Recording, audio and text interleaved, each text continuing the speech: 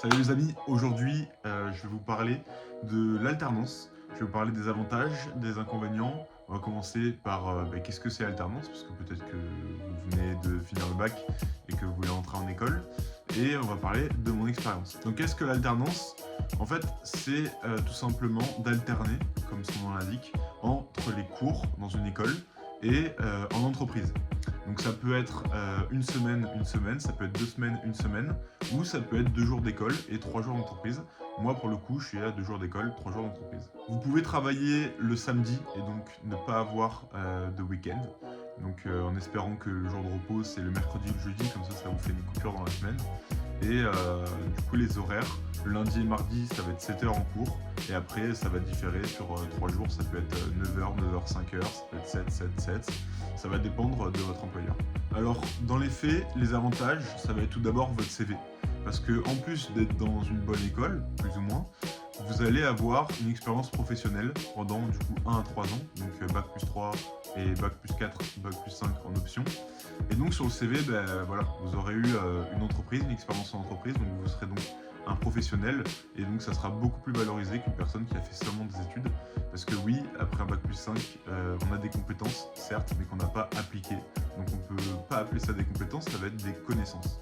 Même s'il y a des travaux pratiques et qu'on peut exercer, mais on ne sera jamais plus compétent que si on va en entreprise, parce que là, le travail est réel et ça a un réel impact dans l'entreprise. Ensuite, il va y avoir un avantage financier, c'est-à-dire que si vous avez un appartement, vous pouvez toucher les APL, donc c'est à peu près 200 € selon le revenu des parents, selon si vous êtes dans le foyer de vos parents, je veux dire en termes fiscal. Si vous êtes chez vos parents, du coup, vous n'avez pas le droit aux APL. Par contre, vous avez le droit à la prime d'activité. Pareil, ça va dépendre du montant du salaire de vos parents. Et là, je vous conseille de partir du foyer pour pouvoir toucher, pareil, entre 150 et 200 €. Au niveau du salaire, je vous laisse regarder. Je vais vous mettre un tableau. Je vais le mettre juste ici. euh, sur le salaire qui va dépendre de votre âge et de vos années d'études. Je sais que moi, par exemple, je suis en troisième année d'alternance et j'ai 20 ans, donc c'est 1170 €. Et puis personnellement, pour vous, c'est très bien parce que quand vous êtes en bac plus 3, vous avez un contrat d'1 an dans l'entreprise, ce qui vous laisse le choix de continuer ou pas vos études, de voir si vous avez aimé ou pas dans la branche où vous êtes allé, et si vous continuez les études, de changer d'alternance pour 1 ou 2 ans en bac plus 4 ou bac plus 5. L'alternance, c'est vraiment bien parce que ça va permettre de casser vos préjugés de l'entreprise, voilà, de savoir où vous allez et d'avoir cette liberté d'être encore en études et de pouvoir rebondir plus tard plutôt que d'avoir un CDI où on est bloqué dedans comme certaines personnes. Alors du coup, au niveau des inconvénients, il y en a un qui fait un peu avantage-inconvénient, c'est que souvent, au bout de 2 jours d'école, on peut en avoir marre et du coup, on passe à l'entreprise et après on passe à l'école et ça tourne comme ça. Donc quand vous faites 2 jours, 3 jours, c'est cool. Par contre, quand c'est une semaine et après 2 semaines d'entreprise, là ça peut être un peu plus long. Pareil, ça va être très fatigant.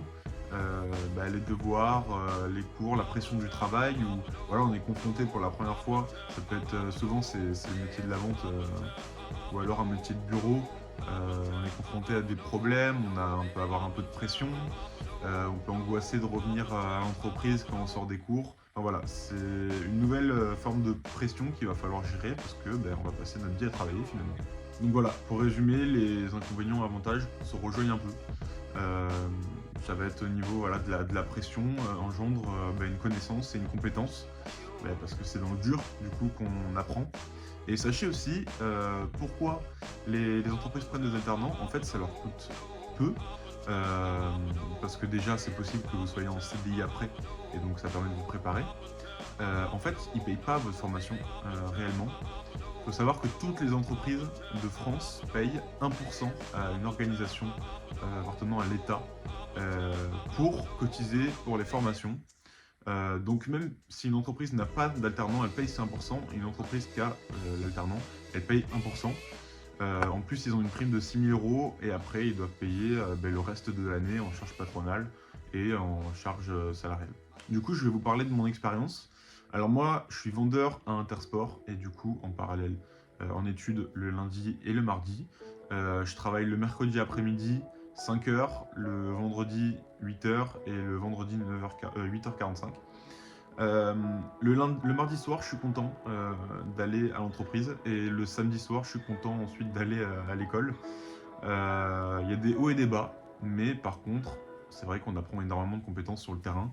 En vente, j'ai toujours tendance à dire que la vie, c'est la vente, parce qu'on veut se vendre nous, on veut vendre des objets. Il y a tout le temps une façon de négocier quelque chose.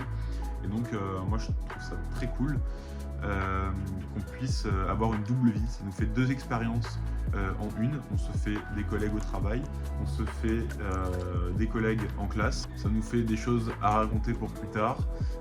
Comme je l'ai dit, moi je suis content parce que ça me fait un CV et puis j'ai changé 3 fois d'école en 3 ans. Donc forcément, je commence à avoir des expériences. Je suis allé en communication, après commerce et après commerce du sport.